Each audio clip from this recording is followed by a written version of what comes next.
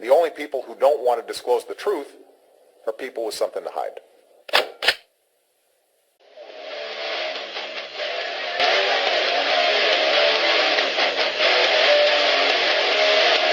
Welcome back to Full Contact with Eric Rush Live. Some Stone Sour for you. Absolute Zero. Okay, we are here with D.C. Attorney Montgomery Sibley, who has been investigating the Obama administration's having quashed the indictment against the domestic terrorist fugitive since 1985, Elizabeth Ann Duke, and the difficulty that he has had with the court in explaining why the magistrate judge Robinson dismissed this, which the magistrate judge did not have the authority to do, and basically how they've been dodging him all the way. Is dodging a good word, Montgomery? Yes, it's exactly a good word. Okay, you mentioned before the break that it looks as though they're just dancing. I am trying to avoid your slings and arrows, as it were. You mentioned having another vehicle because I had asked you, well, where do you go from here? Well, the other vehicle is actually to sue the clerk who refuses to file the pleading in the Supreme Court, because there's a jurisdiction for doing that. And if the clerk refuses to file a pleading that implicates him, then you have a real problem that should garner some concern among those who follow these things. So we'll just have to wait and see this week what happens with the Supreme Court. Right. Now, I imagine clerks have been sued before and have made those filings, or... I've sued the Supreme Court clerks on several occasions for refusing to file my pleadings. This is a dance we've gone through before. And the end result was the lower court, district, and appellate court said we have no jurisdiction over the Supreme Court clerks. Only the Supreme Court has jurisdiction over the Supreme Court clerks. And when I took that to the Supreme Court, they essentially affirmed, saying, yes, we're the only ones who can sue. So I now have the precedent, the legal precedent, to sue at the Supreme Court, because if I can't sue at the Supreme Court, that means you can't sue anywhere. And if you can't sue anywhere, we're not a democracy anymore. We're not a federal system. We're just a tyranny. So that's the trouble they've been put in at this point in time. So I think they're going to have to take it at that point. And they also know that I don't go away. I keep coming back, so they might as well deal with me sooner rather than later. Well, judging from what I've read about you in the press, which of course I take with a grain of salt, I sort of got that impression. Well, which is great. Well, you've heard of Murphy's Law, which is if something can go wrong, it will go wrong. I kind of operate under what I call Sibley's Law. And Sibley's Law is basically this. If you can do something, then you should do something. And if you're the only one who can do something, well, then you must do it. And in this case, there's no attorney in America who's going to start suing federal magistrate judges, start petitioning the Supreme Court, and demanding accountability in the judiciary, because it's not good for the law practice if you start picking on judges. Because you've got cases in front of them, or their brethren on the bench, even states and jurisdictions away, you're tarred and feathered, and you can't get a good result for your client. So the system of the bar associations nationwide is to compel compliance and not, in fact, you lose your First Amendment rights as a lawyer, you're not even allowed to criticize a judge. Earlier today, I said on this program that this judge lied in her order. If I were still admitted to a bar, I could be disbarred for saying that, because you're not allowed to disparage judges, even if they deserve it. When you're admitted to a bar, you give up your First Amendment right to speak freely. So when you're admitted to the bar, you're not able to say that a judge has lied or implicate them criminally if you know that to be something they've done? Not publicly, or you can be brought up and be suspended or disbarred for doing so. Oh, okay. And it's why the whole legal system has become so corrupt, because there aren't any independents and attorneys. You can't go practice in states you're not admitted to, so they close the doors and maintain tight control over those attorneys, and it's all just a profit machine now anyway. So no one's going to bite the hand that feeds them, and the hand that feeds them is the one that signs the orders, which lets their clients win or whatever the case may be. Wow.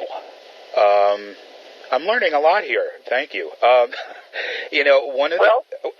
I don't know how much time we have left, Eric. But if I've got just a minute more, you asked me at the beginning. Actually, why I took this case. we've actually got about 5 minutes left.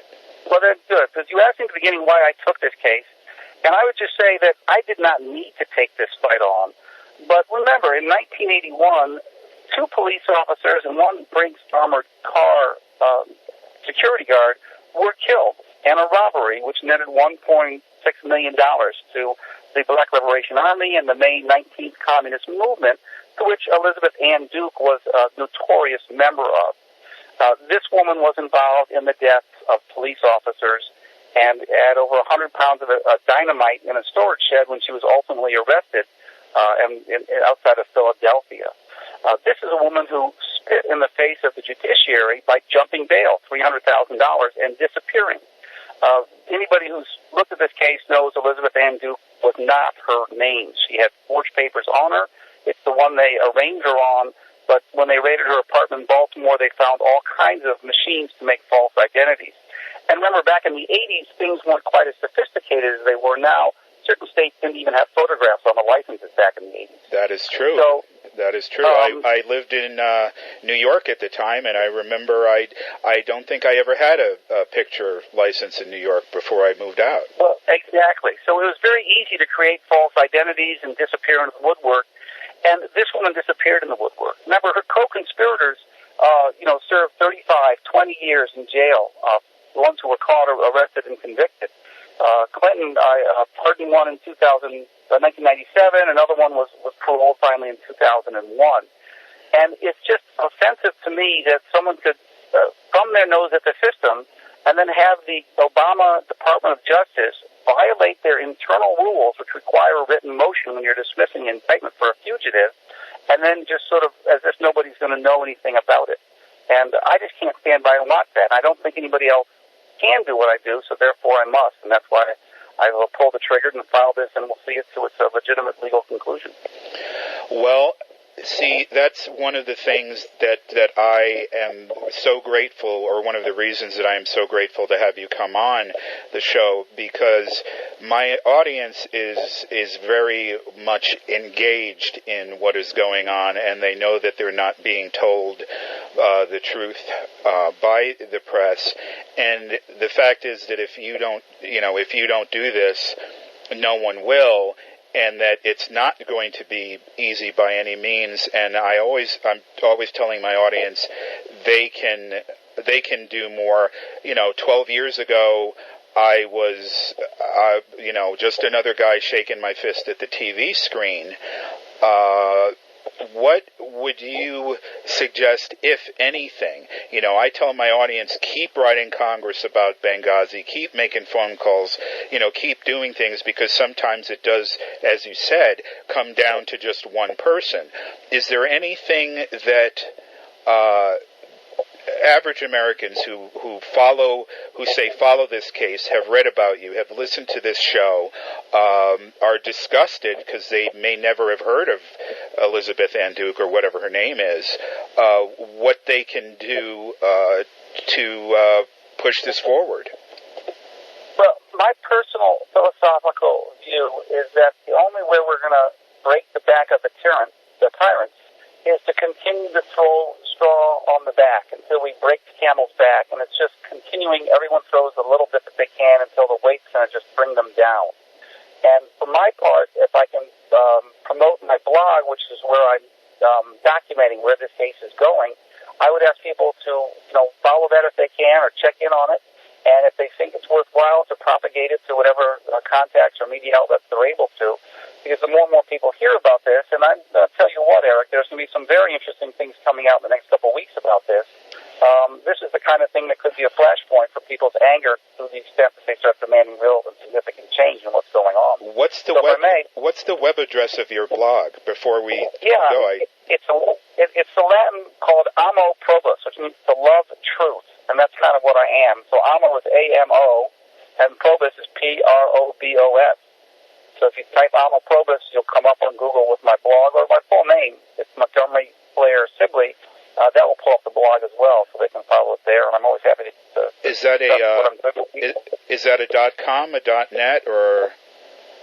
Yes, it's a .com. MontgomeryBlairSibley.com has the link to everything I do. Okay. And Amo Probus, is that a .com as well? Yeah, that's the blog spot, yeah.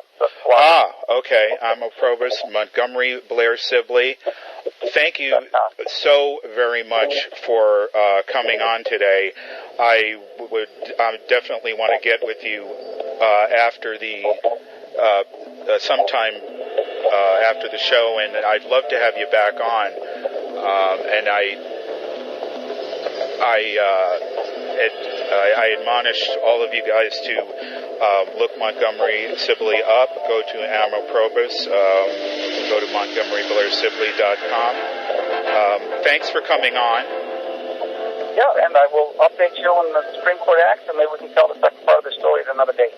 I would love to. I think my audience would love to get some more insights on a few other things that you brought up that you and I can talk about later. But you have a great remainder of the Labor Day weekend, and I'll talk at you later. Thank you, Eric. Again, thanks for having me on the show and for all you're doing as well. The pleasure is mine. Take care.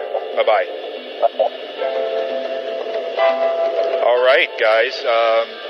That's the end of Full Contact with Eric Rush Live for today. You've got some things to think about vis-a-vis Montgomery Sibley and his fight against the Obama administration and Supreme Court. The question is, why? Why did they dismiss the charges against Elizabeth Ann Duke, if that's who she is, and if not, who is she really? We'll be back at you tomorrow after the Labor Day vacation with the regular short week, Full Contact with Eric Rush Live. Thank you guys for being here. God bless you all. We'll see you tomorrow. The only people who don't want to disclose the truth are people with something to hide.